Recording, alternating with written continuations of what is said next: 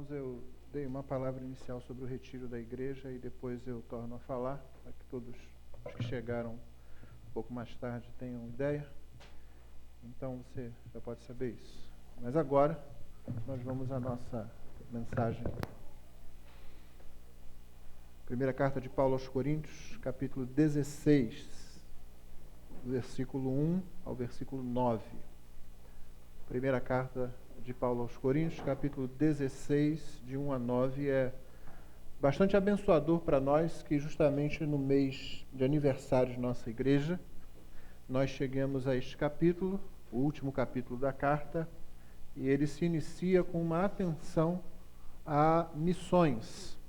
Ainda que o assunto de Paulo e o motivo dele seja especificamente uma outra dúvida da igreja de Corinto, o texto vai nos remeter a pensar sobre nossa participação, nosso envolvimento em missões. Isso é particularmente importante para nós, porque nossa igreja é fruto direto de um trabalho missionário.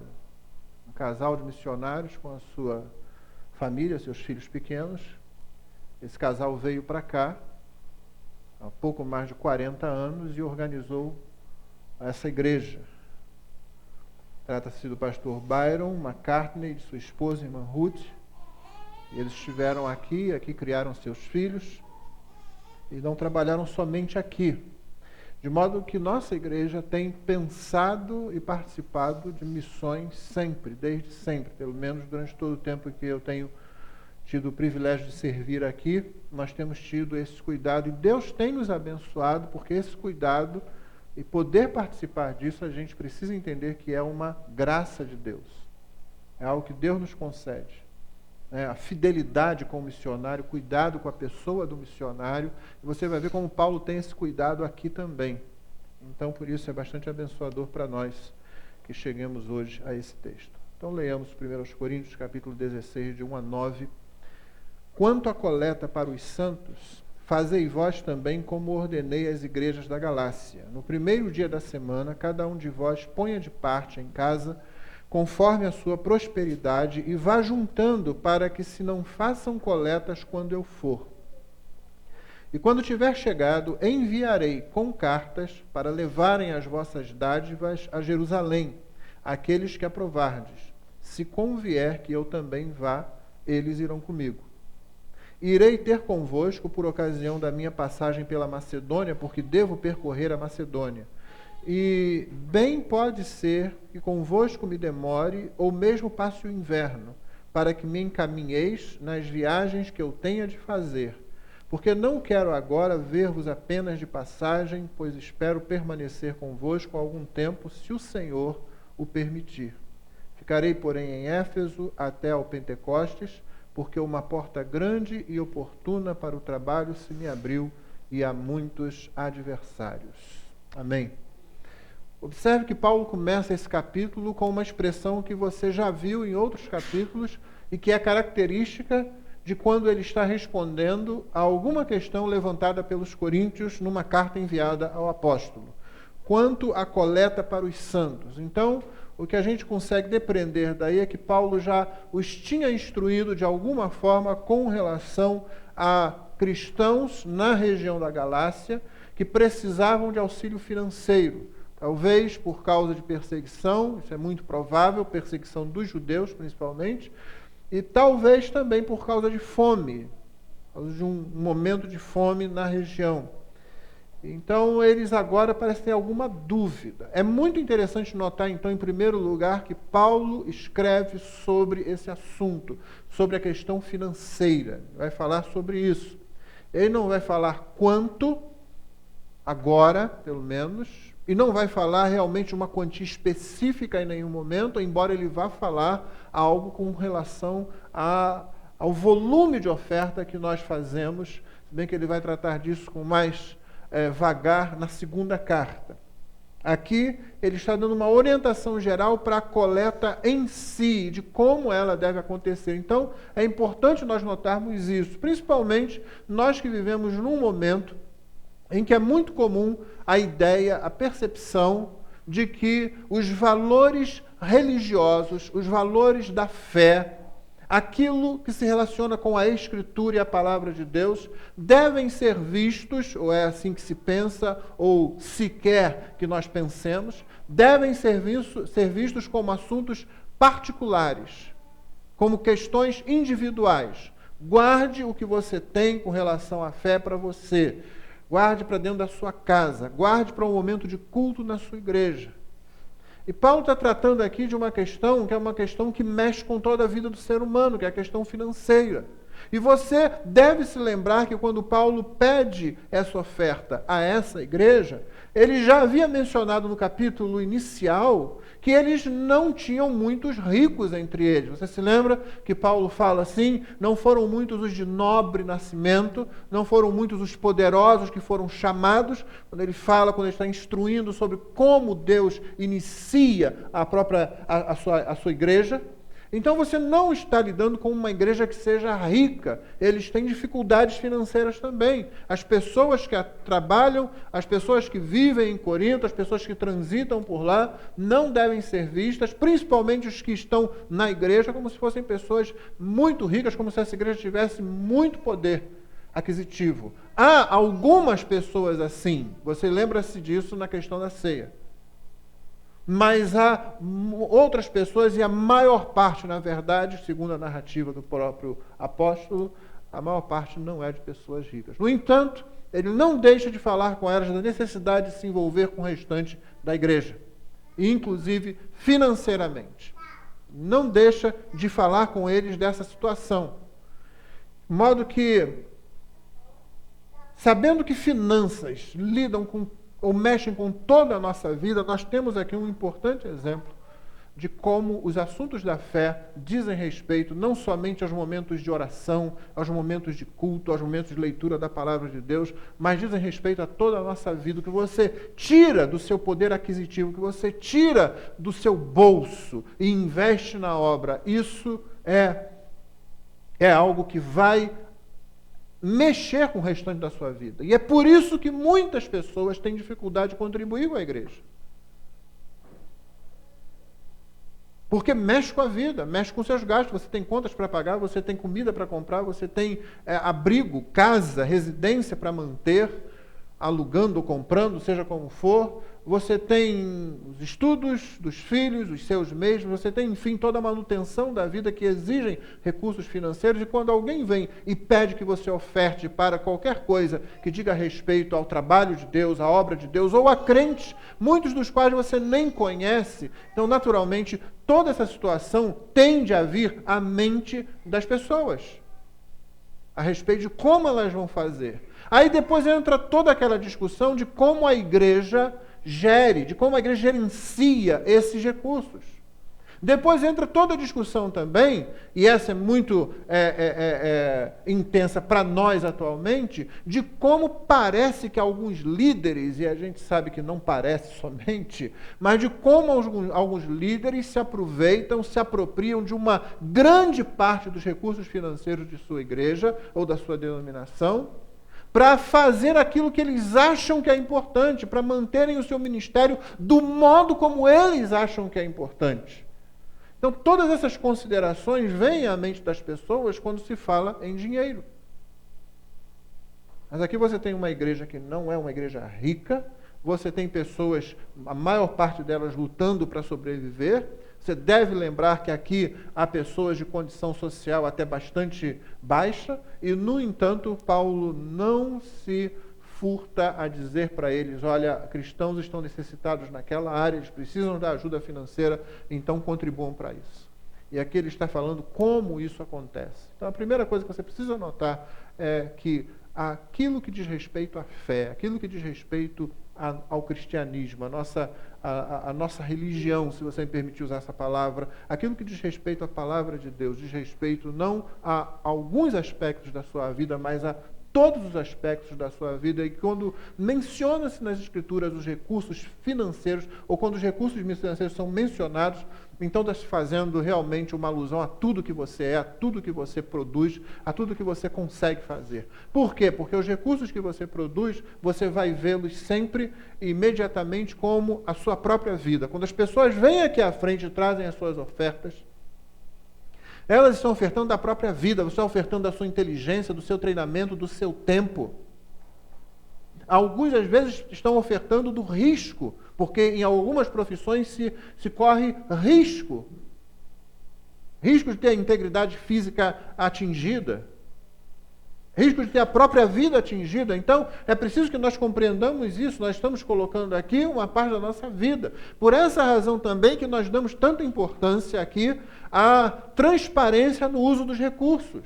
Para que as pessoas saibam o que está acontecendo com a vida delas. Nosso tesoureiro disponibilizou há algumas semanas 9 relatórios, né? Estão já na lista da igreja, já estão com ele. Os membros da igreja têm todo o direito de ir a ele. Aliás, têm o dever, não é o direito, é o dever de ir a ele, se não receberam isso, se não estão na lista, né, da igreja, na lista virtual. Tem o dever de ir a ele. Deixa eu dar uma olhada, ele está ali ansioso para mostrar a você. Não há o desejo de esconder. Pelo contrário, na próxima Assembleia, quando nós votamos o movimento financeiro da igreja, o que nós queremos é que os membros da igreja tenham consciência do movimento financeiro, de quanto está entrando, de quanto está saindo, de para onde que esses recursos estão indo. E é por isso que na próxima eleição também vamos eleger a comissão de exame de contas, que eu sempre fiz questão fosse indicada pelo plenário. Aliás, irmãos, cabe aqui uma palavra muito particular, mas eu preciso dar, mas isso serve de exemplo para qualquer grupo cristão. É muito importante que nós façamos a indicação dessa comissão com consciência, porque trata-se disso que o apóstolo está falando aqui. Você notou o cuidado de Paulo? Olha o que ele diz aí, verso 2. No primeiro dia da semana, cada um de vós ponha de parte em casa, conforme a sua prosperidade, e vá juntando, para que se não façam coletas quando eu for. Note o que ele diz. Primeiro, no primeiro dia da semana, porque esse é o dia do Senhor. Esse é o dia que as pessoas se reúnem. Esse é o dia mais apropriado para fazer isso. Então, ele diz assim, a cada primeiro dia da semana, e essa é uma tradução usada em outras versões, vão fazendo a coleta disso e juntando isso. Essa é a primeira coisa que ele diz. Ele diz, ponha de parte em casa, ou seja, você trabalha com agenda, você trabalha com uma programação, você trabalha com planejamento. Ele não está dizendo, chegue lá na hora com qualquer coisa, quanto você tiver no bolso, você mete a mão e oferta. Não, eu não vou chegar aí agora. Aliás, Paulo não pretendia passar na igreja nos meses seguintes. Talvez ele tenha voltado lá, conseguido fazer o que ele queria, um período de talvez um pouco menos de um ano. Infelizmente, não deu para ele fazer exatamente o que ele quis aqui. Isso a gente sabe. Ele diz, eu não quero parar, me demorar pouco aí, eu quero ficar com vocês um tempo, mas mais provável, pelo que indica a segunda carta, inclusive, é que Paulo foi obrigado a passar por Corinto numa visita que é uma visita angustiante, né? Muito curta, porém angustiante, que ele menciona na segunda carta, né? A gente chama de visita dolorosa. Né, o encontro dele com a igreja de Corinto, nessa rápida passagem entre a primeira e a segunda carta, foi um encontro doloroso. Então não deu para ele fazer exatamente o que ele queria fazer aqui. Mas, de qualquer forma, ele nesse momento não fez o que ele ia fazer em termos de coleta, e ele estava dizendo, planejem-se. Então, a cada semana, no primeiro dia, vocês vão juntando isso, reúnam isso em casa, né, vão fazendo isso. Lembra, a igreja se reunia nas casas, e você sabe o que é casa aqui. Não é? Então, a igreja fazendo isso, ele diz, conforme a sua prosperidade, ele desenvolve esse tema mais na segunda carta, nos capítulos 8 e 9, e aí você sabe que a sua oferta ela é dada de acordo com a prosperidade. Ela é proporcional, é aquele princípio que vem do dízimo. O dízimo não era 10% na antiga aliança, agora ela é proporcional àquilo que você tem. Na segunda carta, Paulo vai dizer, não oferte de acordo com o que você não tem. Você tem que ofertar de acordo com o que você tem.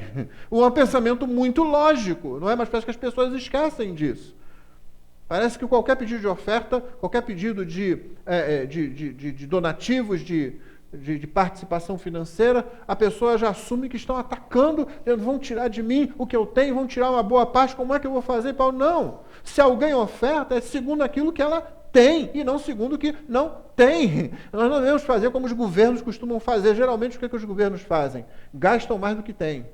Esse é todo o problema. É também o problema de muitas famílias, de muitos homens, de muitas mulheres. Gastam mais do que têm, depois estão com problemas. Aí vão botar a culpa no diabo, vão botar a culpa no gafanhoto migrador, no gafanhoto cortador, Meus irmãos, esquecendo-se que aquilo que o profeta falou é uma ação de Deus e não do diabo sobre a infidelidade do seu povo. E não tem nada a ver com ataques do diabo à sua conta bancária.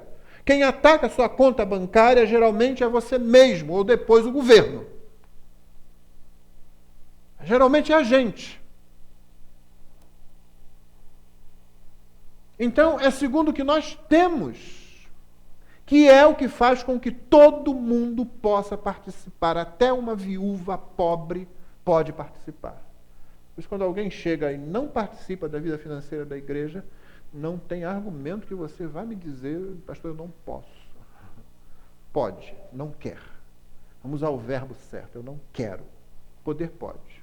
Se a viúva pobre pode, no primeiro século, então você pode também. Se é segundo o que você tem e não segundo o que você não tem, é isso que Paulo está dizendo aqui, conforme a sua prosperidade, conforme aquilo que Deus vai te dando, então você pode fazer.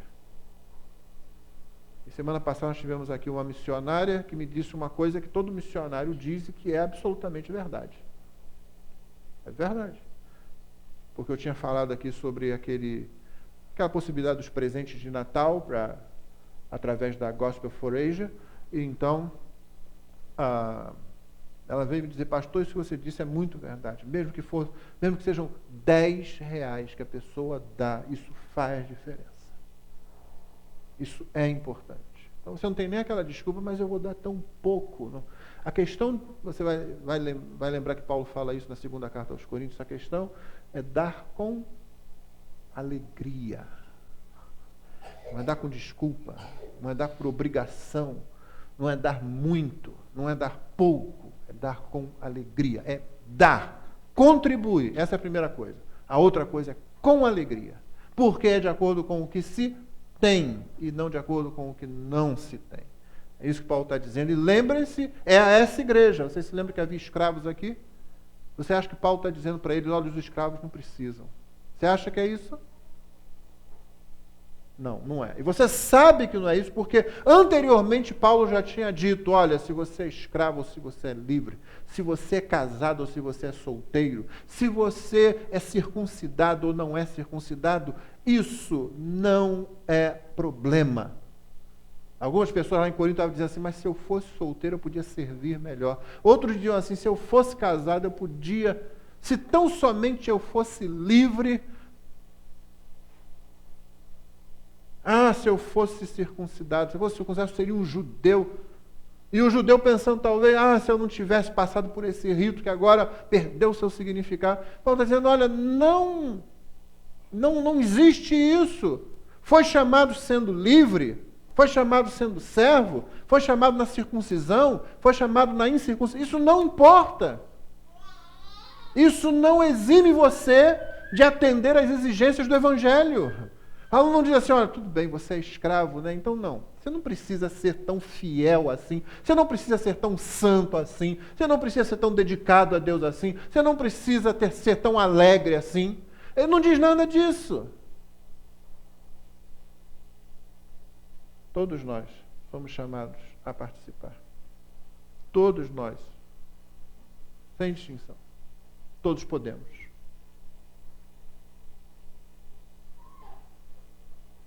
Uma coisa que nesses anos todos de ministério ficou muito clara para mim, irmão, é que ninguém que queira fazer ou que queira participar fica de fora. Você simplesmente não consegue impedir uma pessoa que ame ao Senhor, que ame a igreja e que queira se envolver. Isso não importa se a pessoa tem cultura, se não tem, se ela é rica, se ela é pobre, se ela é homem, se ela é mulher, se ela é adulto, se ela é criança. Você não consegue impedir uma pessoa que ame ao Senhor, que ame a igreja por quem o Senhor morreu, você não consegue pará-la. Isso é graça de Deus. Foi assim, essa é a minha experiência, se você me permite compartilhar a minha experiência pessoal. Nunca esperei cargo, eu nunca esperei que me desse qualquer posição de projeção. Eu fazia o que tivesse que fazer. De lavar o chão da igreja, a buscar criança para trazer para a escola dominical, eu fazia isso. Tinha negócio. E isso no mesmo ambiente sempre, aquele ambiente em que você recebe o fora de alguém, que você recebe uma palavra mais dura de alguém, que você é ignorado por A ou por B. E você se aborrece, você se chateia, mas você volta. Você permita a expressão, você é meio sem vergonha. Meio sem vergonha. Você volta. Aí alguém ofende você, alguém fala alguma coisa, você fica chateado, você volta. E quando você olha, como é que eu fiz aquilo? É graça de Deus. Então ore por essa graça se você não tem.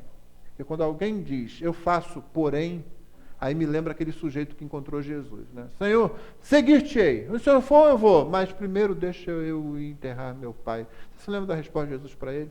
Deixa os mortos enterrarem seus mortos. Você vem, segue.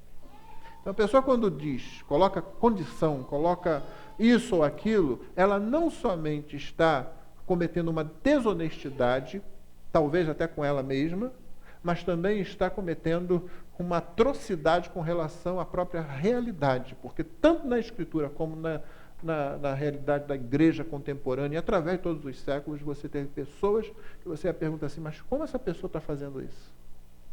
Por que ela continua fazendo isso? Ela não tem condições, ela não tem boa saúde, trabalha muito durante a semana, não tem dinheiro, não tem uma família toda crente. E aí você vai multiplicando essas situações, mas está uma pessoa que serve a Deus. Tudo bem, há pessoas como essas que são infelizmente abusadas pastoralmente, são abusadas pela liderança da igreja. Mas isso não deve ofuscar o fato de que a Escritura chama a todos para, com alegria, servir ao Senhor, servindo a sua igreja.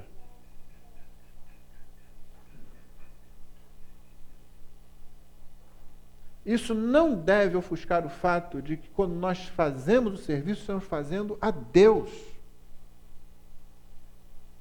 Então, irmão, se você não se enquadra nessa situação aqui, se você tem usado desculpas, ou se você conhece algum irmão que tem feito aquele momento de exortação mútua, você deve chamar a atenção para isso. Não há desculpas. Troque o verbo. Não é eu não posso, é eu não quero.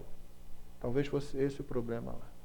Então é de acordo conforme a sua prosperidade. E vá juntando para que se não façam coletas quando eu for. Então note, programe-se, você já viu isso, e agora ele fecha essa programação dizendo, você faz isso, participe, programe-se, conforme o que você tem, para que quando eu chegar não fique aquele movimento financeiro em torno de mim. E a partir do texto seguinte, ele vai deixando isso bem transparente. Você lembra? Eu parei agora quando eu disse que nós precisamos dar importância quando elegemos uma comissão de exame de contas, para não chegar aqui e apontar as pessoas assim aleatoriamente. Nós não procuramos a pessoa com antecedência dizendo, irmão, na próxima assembleia nós vamos eleger uma comissão de exame de contas. É uma comissão muito importante, é uma comissão que ajuda a haver transparência no movimento financeiro. Eu estou pensando em indicar o irmão, eu estou pensando em indicar a irmã. Então o que acontece muitas vezes, e que alguns irmãos ficam muito tristes com isso, e eu também, é que as pessoas simplesmente na hora chegam aqui e eu fui irmão fulano. Fulano, não houve planejamento nenhum, não se pensou nada, não se preocupou com aquilo, às vezes nem se orou pela assembleia.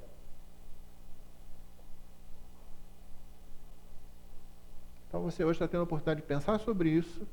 Na próxima assembleia, quando nós vamos fazer exatamente isso, eleger a comissão de exame de contas, você fazer isso biblicamente, você fazer isso conscientemente, você fazer isso participativamente, você fazer isso para abençoar sua igreja e como um servo da igreja.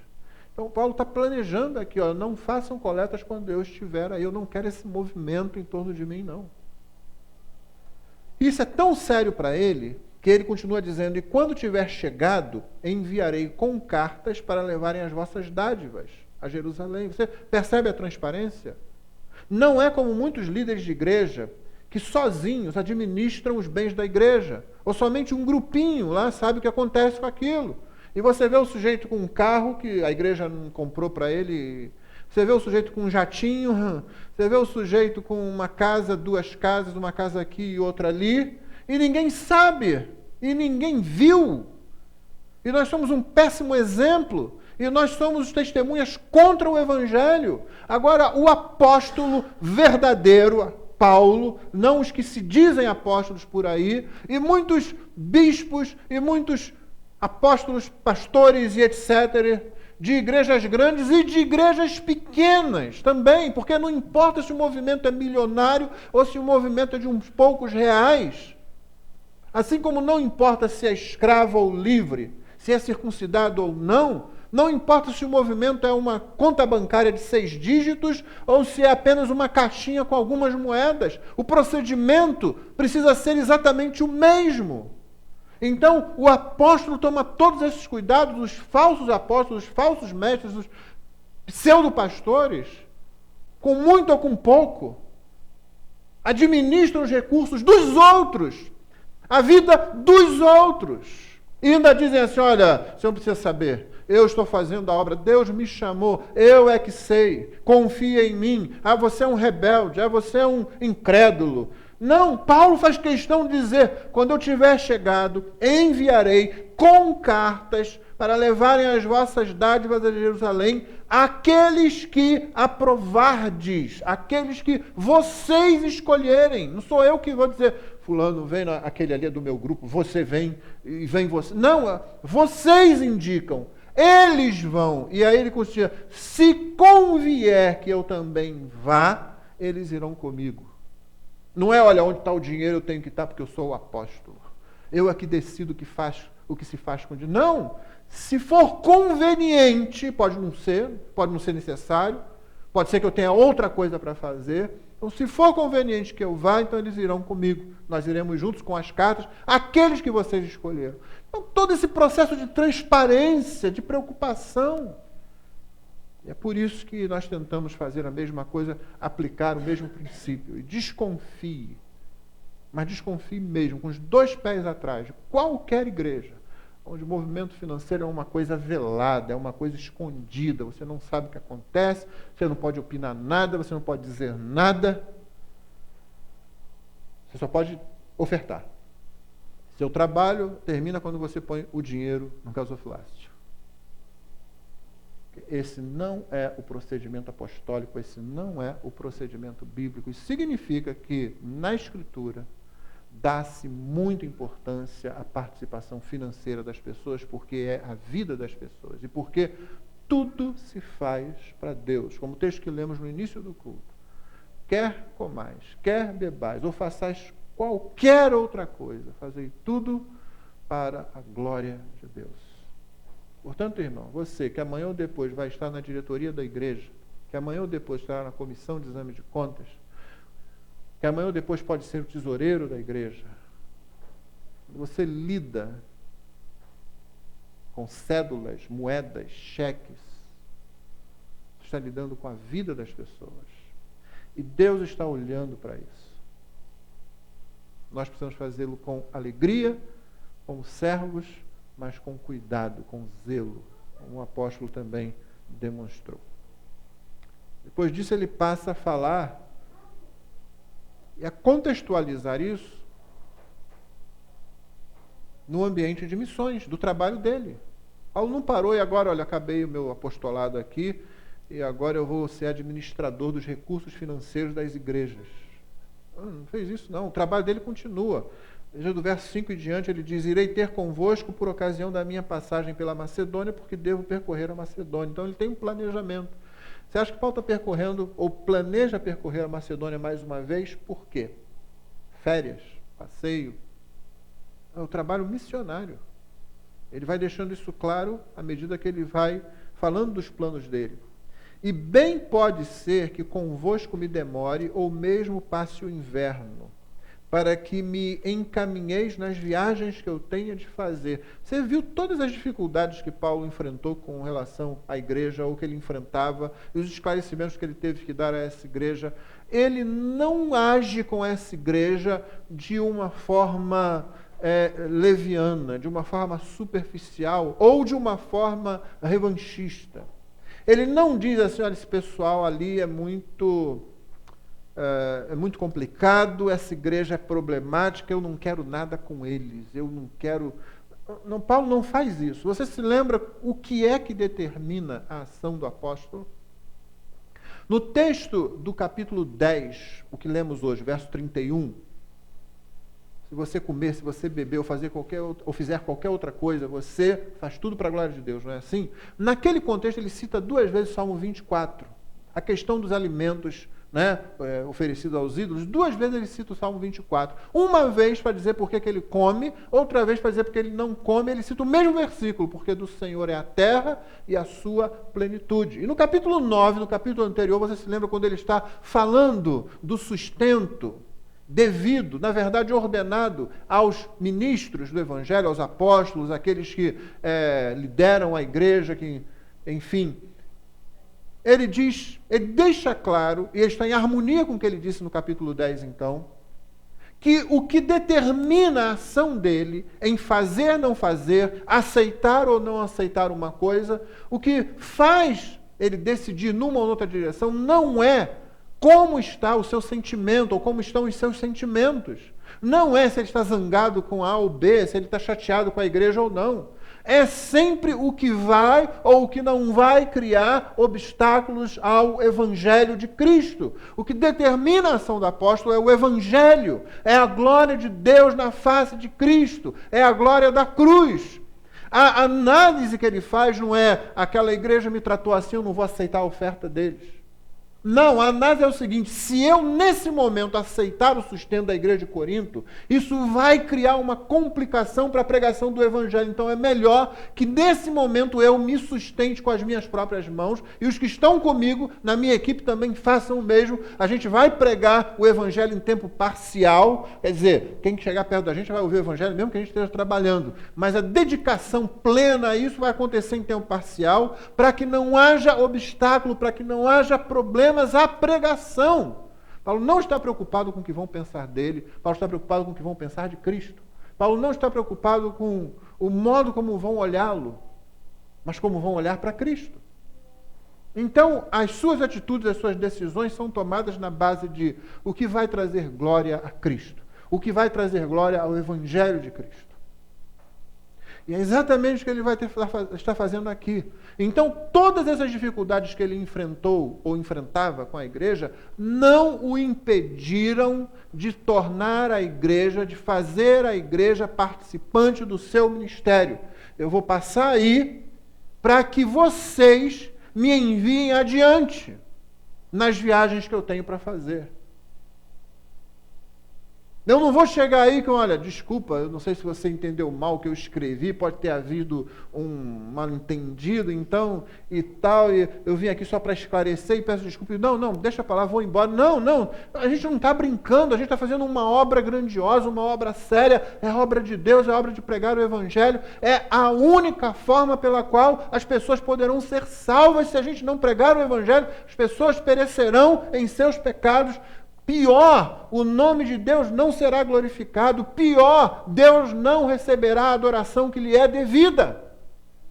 Então nós estamos fazendo algo aqui que supera, que está acima de nossos caprichos pessoais, até mesmo das nossas necessidades pessoais, dos nossos achares pessoais.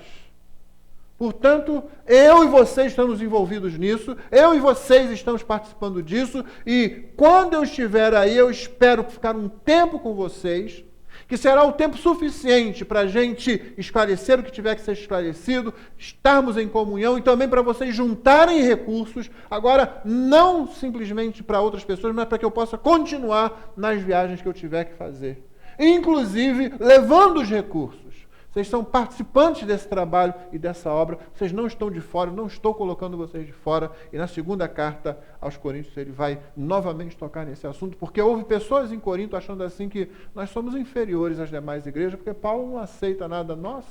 Veio para cá e ele não tinha aceito mesmo por causa das dificuldades que aconteceriam com a pregação do Evangelho. E Paulo diz, não, poxa, que isso? Vocês não foram em nada menores, não.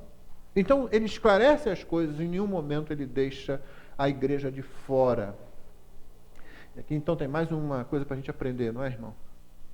A gente pode ser muito revanchista, né? Um irmão nos ofende, um irmão nos fala alguma coisa que a gente não gosta, e ao invés da gente perdoar, e ao invés da gente realmente reatar comunhão, a gente fica com prevenção contra a pessoa.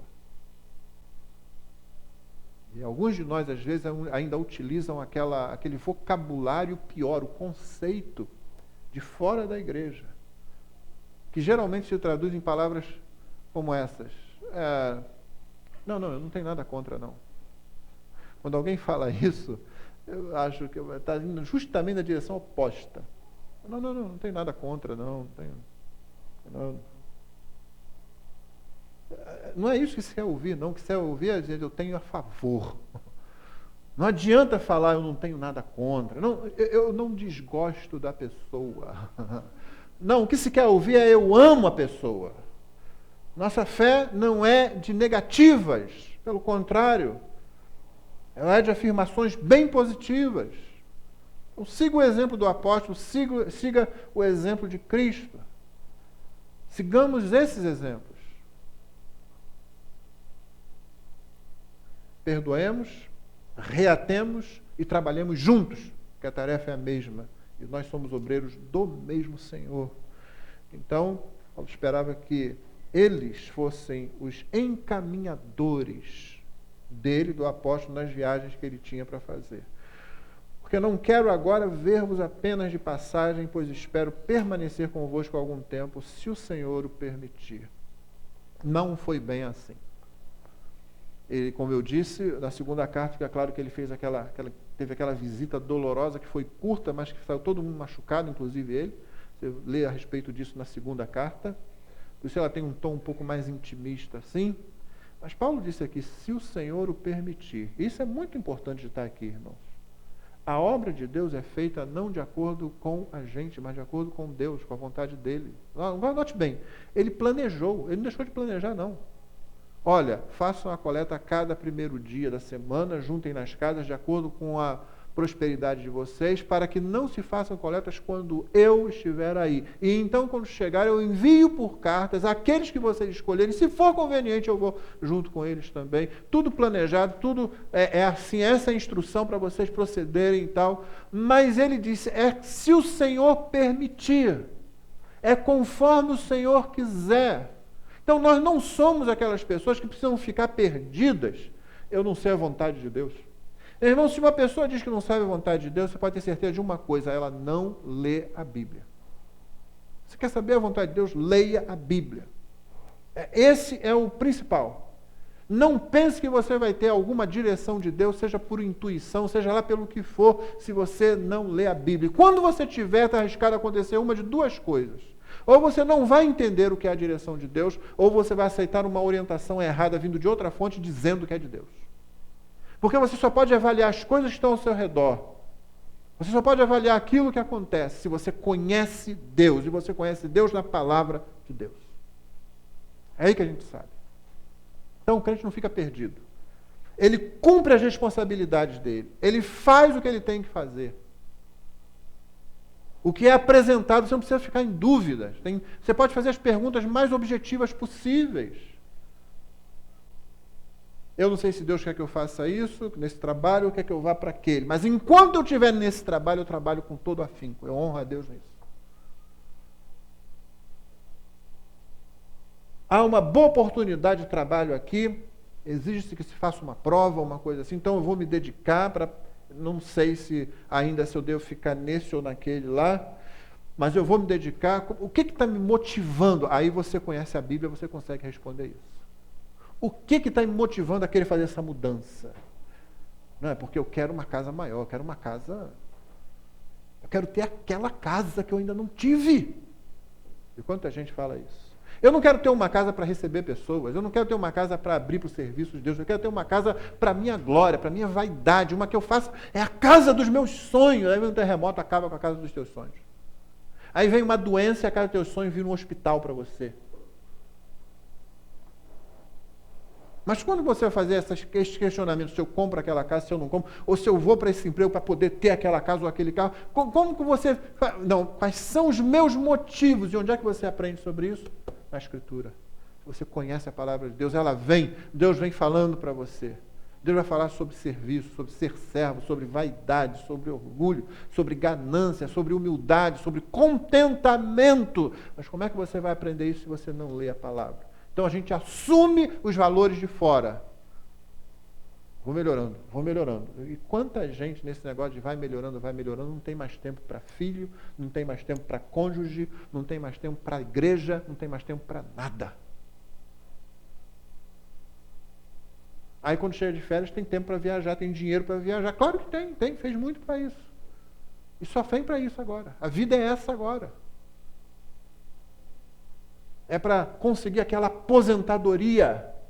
Já trabalhei muito. Esse raciocínio é da Escritura? Você encontra esse raciocínio na Escritura? O que você encontra na Escritura são homens e mulheres servindo a Deus e afirmando com toda clareza: enquanto eu tiver fôlego, eu vou servir a Deus. Eu não tenho aposentadoria para ficar de perna para o ar, para ir para um lugar lá, para ter um sítio que eu vou plantar alguma coisa, para ter a casa de praia onde eu vou ficar.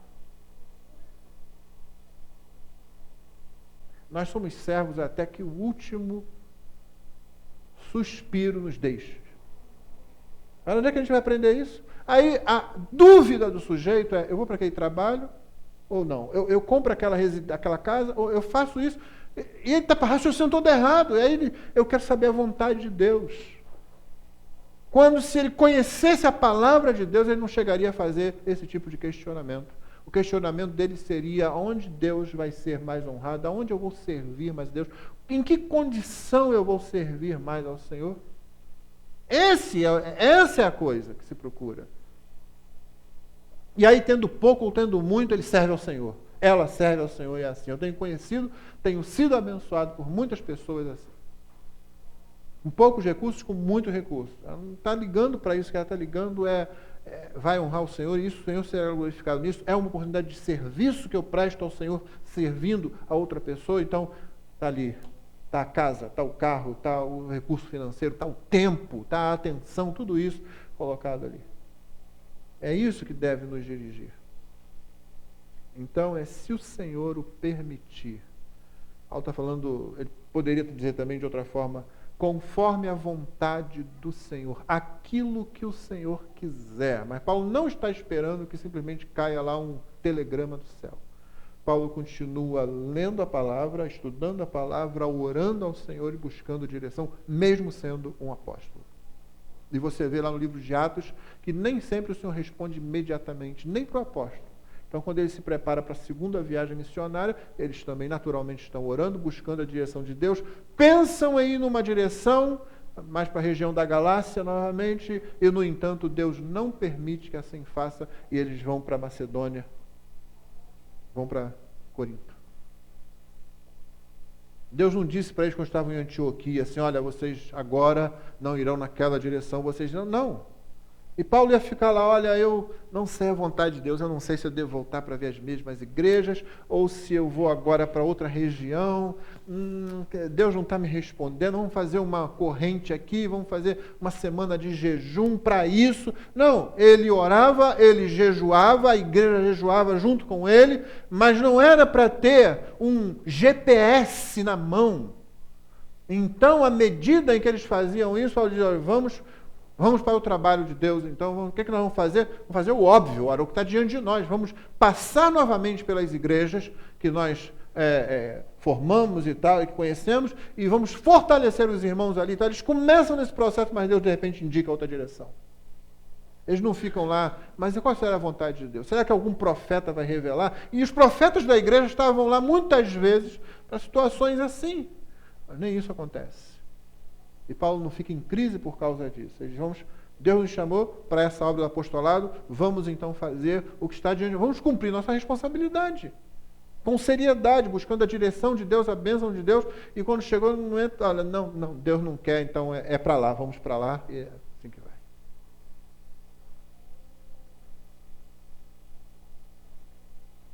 Ficarei, porém, em Éfeso até o Pentecostes, porque uma porta grande e oportuna para o trabalho se me abriu e há muitos adversários. É o planejamento dele, ficar em Éfeso, onde ele estava, de onde essa carta muito provavelmente foi escrita, até o Pentecostes, talvez quase um ano depois. porque uma porta grande e oportuna para o trabalho se me abriu, e há muitos adversários. Vamos encerrar com isso então, irmãos, mas preste atenção nessa frase. Uma porta grande e oportuna, né? Uma porta grande e oportuna para o trabalho. O texto grego permite a tradução, uma porta grande e uma grande oportunidade para um trabalho eficaz. Essa é a força da construção dessa frase. Grande, aberta, uma oportunidade imensa para um trabalho eficaz. E há o quê? Muitos recursos. Muitos irmãos para fazer o trabalho. Muito apoio do Império Romano. Muito apoio do governador de Éfeso. Muito apoio do prefeito da cidade. Muito apoio dos deputados. Não! A porta é grande, a oportunidade para o trabalho eficaz está presente e o que há? Muitos adversários. Às vezes, eu não vou ser categórico aqui, não vou dogmatizar aqui, mas às vezes, irmãos, o que define que um trabalho é bom, é de Deus, é uma grande oportunidade, é justamente a oposição que você enfrenta. E não a facilidade. Se eu tivesse a oportunidade de conversar com a irmã Ruth, Deus me deu essa oportunidade, a minha Rosane, há 2 anos atrás, se você tivesse a oportunidade de conversar, você ia ouvir das dificuldades em muitos momentos. Conversar com a Márcia, com a filha dela, ou com o Kevin mesmo, eles vão poder colocar isso. Com a Pamela. À medida que você conversa com essas crianças, na época, que hoje já são pessoas, até avós e tal, você vai falar da dificuldade do trabalho. Estou com um livrinho do pastor Byron chamado Uma Mesa no Deserto, não tem em português, mas eu vou, a partir de hoje à noite, eu vou passar alguns trechos de situações que eles passaram aqui no Brasil. Muitos adversários, muitas dificuldades, problemas ali. Peraí, essa obra, tem certeza que essa obra é de Deus? Você poderia perguntar isso para muita gente boa, não é? Moisés, tem certeza? Nem o povo que você quer libertar do Egito está querendo ir atrás de você, o pessoal está contra você, reclama de você toda hora, diz que você é culpado de ter piorado a vida deles e não melhorado. E você pode continuar fazendo essa pergunta a muita gente. Jeremias, tem certeza? Ninguém quer te ouvir, ninguém gosta da tua pregação. Essa tua pregação já é negativa nela mesma. E você ainda insiste nisso. Você já apanhou, você já foi jogado na lama, e você continua. Você tem certeza disso? E você poderia perguntar isso para o apóstolo Paulo também? Já levou chicotada, ele vai falar isso na segunda carta, né? Já levou pedrada, chicotada, já teve que dormir ao relento, já foi enganado por pessoas que pareciam irmãos e não eram, falsos irmãos e tal. Tem certeza? Já ficou preso lá, os pés no tronco, com a costa lanhada de chibatada ali. Você tem certeza? E aqui Paulo fala com a maior animação, não é? Não parece? Está falando, porque uma porta grande e oportuna para o trabalho se me abriu e há muitos adversários. Sabe quem que você se lembra? Pode se lembrar aqui de Caleb, de Josué. Particularmente da pessoa de Caleb, quando finalmente eles entram na terra. Né? Finalmente eles chegam lá na terra prometida e tal. Agora é Josué que está no comando, Caleb. Depois que eles já enfrentaram as primeiras coisas, já se sentaram mais ou menos, Caleb chega para Josué aí. Está lembrado? Está lembrado?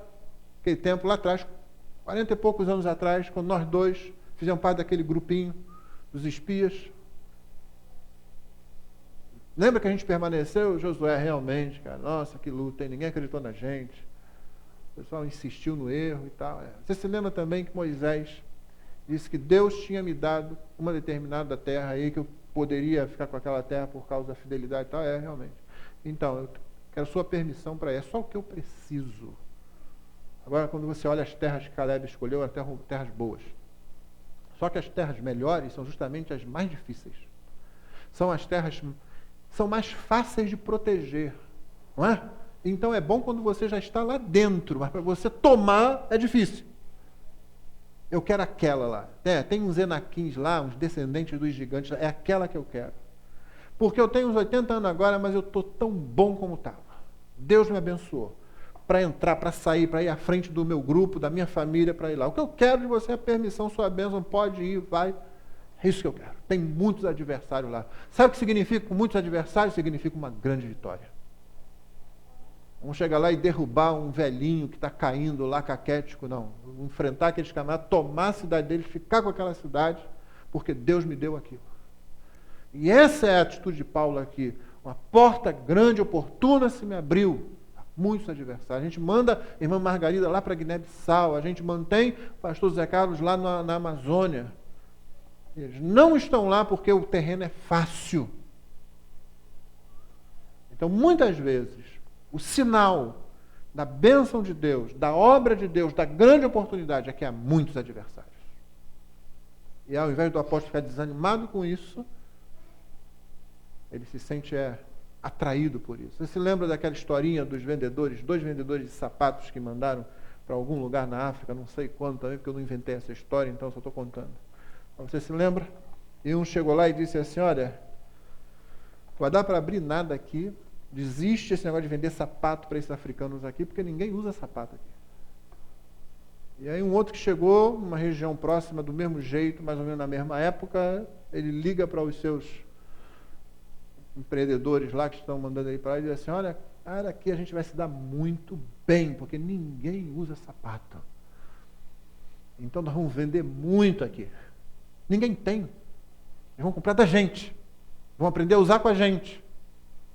Manda que a gente vai começar um negócio bom aqui. A percepção de uma situação, irmãos, é muitas vezes não o que a situação é, mas justamente o que eu falei, é percepção. A nossa percepção deve vir das Escrituras, do Deus que se revelou nas Escrituras, o Deus do Evangelho, o Deus e Pai de nosso Senhor Jesus Cristo. E aquilo que a gente olha assim e vê como dificuldade, aqueles que caminham com o Senhor vão ver como oportunidades. Boas oportunidades. Onde há planejamento, mas acima de tudo onde se espera o que o Senhor vai permitir. E é assim que a gente faz a obra de missões, é assim que a gente faz qualquer coisa para Deus, e é assim que você fica feliz fazendo as coisas para Deus. A gente para de reclamar, e mesmo que esteja com os pés nos troncos, com os pés no tronco, as costas lanhadas, e uma acusação pesando sobre a gente canta. Então, quando Paulo e Silas cantam naquela noite lá, em Filipos, a gente parte para aquele raciocínio, né, que Lewis usa com respeito a Cristo, mas agora fazendo um paralelo àquilo. Ou aqueles sujeitos são malucos, completamente doidos, né? Ou então eles sabem de alguma coisa que os outros não sabem. Vocês estão cantando naquele momento, ou uma coisa ou outra. Qual é a sua posição? A gente só adquire essa percepção na medida em que a gente conhece o Senhor. Então participe da sua igreja, participe de missões, continuemos conforme o Senhor nos proporciona. Não permitamos que uma visão tacanha, que é uma visão míope, diminuída, obtusa, faça com que a gente se afaste dos irmãos, da igreja, de participar, de ofertar. Pelo contrário. Você olha assim, cadê a dificuldade? Me manda para o lugar onde tem dificuldade, porque eu vou ser mais um ajudando lá. E que Deus nos abençoe nisso.